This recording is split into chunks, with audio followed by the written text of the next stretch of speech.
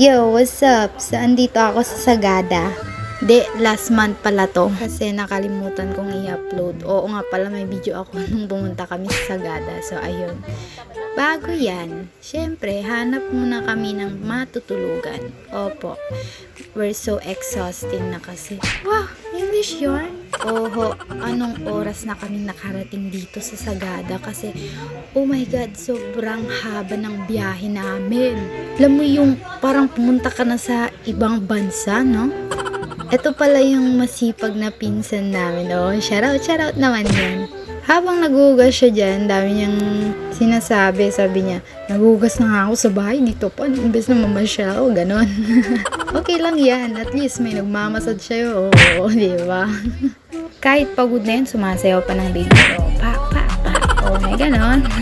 Siyempre, kakain muna kami kasi di pa kami kumakain. Ba't naman may CR? Diyos ko, dahi. Bago yan, nagbardagulan muna kami ng mga pinsan ko. Kahit pinapatulog na kami ng may-ari. Ay, oo nga pala. Sa may-ari, shout out. Kasi sobrang stricto niya, men. Oh my God. Mukhang kakainin ka na ng hilaw, dahi. Kasi konting ingay lang. Oh my God, ang sama ng tingin niya sa'yo, be. Anyways, matanda naman siya. So, iniintindi na lang namin siya. So, back to the, ano ba yun? Basta yan, bardugulan lang kami. Oh, diba?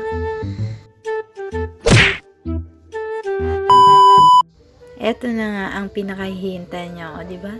Antok na antok pa ako dyan. Kasi imagine, 1 kami natulog, tapos nakagising kami alas 3. Pero okay lang naman. Kasi aakyat daw kami ng bundok. Eto ang nakakagulat, mas lalo na yung mama ko. 5 to 6 hours daw namin lalakarin yun. Ayan na nga, nagsimula na kami. Grabe, sobrang lamig dito. Kahit sobrang dilim pa dyan, kitang-kita mo yung fog. Kala ko dati, nahahawakan yung fog. Nahahawakan naman siya, pero hindi mo totally na mahahawakan. Gets mo ba? Basta yun, di mo siya maiuwi. Charis. Ayun na nga, super duper times 10 ang lamig niya dito. Tapos, nakashort pa ang lola nyo, o diba? Ganyan ako katapang, oho.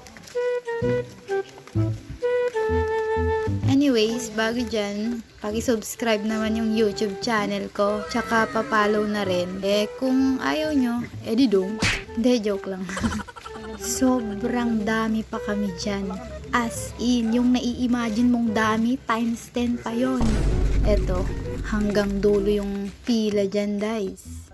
Mostly, mga foreigner yung kasama namin dyan. Tinanong ko nga yung isa dun eh. Ayun, tumanggi. Sabi ko kasi, sir, will you be my FM? Charis. Pagalitan pa ako yung isa dyan eh. Anyways, ganyan kadami yung tao, guys. Di lang kita dyan. Dahil sa sobrang sikip ng daan, hindi kayo pwedeng magsabay ng jowa nyo, kaya di kayo pwedeng maglabing-labing dito. Oho. Kasi puno dyan, puno doon, puno sa gilid, ganon. And finally, nakarating na ako dito sa Tokto. Sobrang hagard ko pa dyan. Kahit hagard ako dyan, at least naamoy ko yung hangin ng Mountain Province. Ganyan tayo kaangas, tol. Geng ba? Ayun, napabili ako ng sombrero. Kala ko kasi bagay. Pero mukha pala akong koke ito. Kaya tinanggal ko na lang. Yun. Ganto po kaganda dito sa Mountain Province, Sagada. Tama. Yan. Ganyan kakapal yung fog niya, day. Halos di mo nakakita yung kasama mo dyan. Eto pa. Dito di mo na kailangan pumunta sa desert. Kasi mukhang dessert na dito, may puno nga lang. Kasi aabangan daw namin yung sunrise. Yun naman pala yung target eh. Sana nag-sunrise na lang tayo sa bahay. Charis. Eto yung exciting part. Kasi makakakita ka daw ng deer. May snake and monkey pa daw. Sweet pa ng bodyguard ko dyan, oh. Hawakan daw yung kamay ko para hindi daw ako madulas. Sila kailangan pa nila magtunggod. But me, I don't need that. Why? Because I'm strong, independent woman. Sobrang daming puno dito, day. Ganto masarap mag-camping. Kasi tahimik lang. Walang iniisip na problema. Charis. And finally, nakarating na rin kami dito sa Blue Sand. So nagtaka ako ba't naging Blue Sand to? Obvious naman na blue, no? Hindi, paano naging Blue Sand yan? So based na search ko sa Google, so ayun, mali pala ako, blue soil pala yun. Ang sabi dito, the whole mountain is of copper that make it blue. It means, di ko din alam guys. Ganito yun. Dahil sa geological composition ng lupa dito, mga bato o sediments na nagsama-sama, baka yun na yung nagbibigay ng kulay. Ayan, dito na nga tayo sa tinatawag nilang hangin coffin. So, na-confuse na naman ng lola nyo, bakit kailangan pa nilang isabit yung kabao? Ang sabi dito, kung sino daw yung mas mataas, sila daw yung may chance na mataas din yung kalikasan nila in their afterlife. And finally, for the first time akong papasok sa kuweba. Ito yung tinatawag nilang Sumaging Cave. Grabe, sobrang ganda dito dahil madami kang makikitang paniki. Pero yun lang, di mo lang may iwasan yung amoy niya dito. Pero oks lang yun. At least naamoy mo na yung hangin ng Sumaging Cave. Ayun na nga, nagpicture muna kami ng mga pinsan ko. Syempre, hindi pwedeng wala ako. Ready? Ganto kalawak dito. Mas malawak pa butas ng ilong mo, Charis. Sa mga gustong mag-travel dyan, eto yung mai-recommend ko sa'yo. Kasi matcha-challenge ka talaga dito. So, ayun na nga. Sabi ng tourist guide namin dyan, bababa na raw kami. Kasi, oh my God, malayo pa daw yung lalakarin namin. Yung tipong kala mo chill ka na lang dito. Kumpara dun sa bundok na inakyatan namin. Pero dito, men, kung times 10 doon, dito times 20. Kita nyo naman, tuwang-tuwang lola nyo.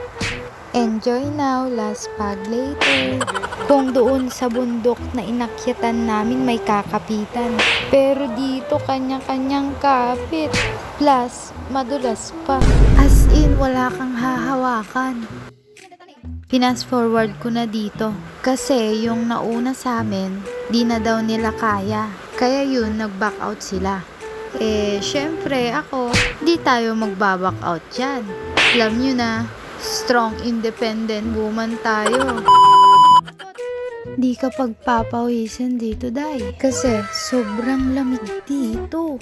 Tapos, etong lola nyo, naka-short na nga, nakasando pa. Syempre, matapang tayo dyan, men. Alam nyo na, strong, independent woman tayo dyan. Grabe, sobrang dilim pa dito, day. Ang sabi ng tourist guide namin, may matatagpuan daw kaming footprint ng dinosaur. Search nyo na lang kung paano sila nakapasok dyan. Ayun, yung modrang ko, napa-challenge accepted na rin. So, ayun na nga, sobrang lamig dito. Pwedeng-pwede kang mag-instant vape dyan, day. Charis, grabe, ang gaganda ng mga bato dito, parang may kristal. Eto pa, di mo makakalimutan yung amoy ng hinahawakan mong lobid. Alam mo yung amoy ng imburnal? Pero oks lang sa akin yon. At least, na-experience ko na yung mga ganyang bagay. Kitang-kita mo naman yung ngiti ko dyan, abot tayo nga dyan, day.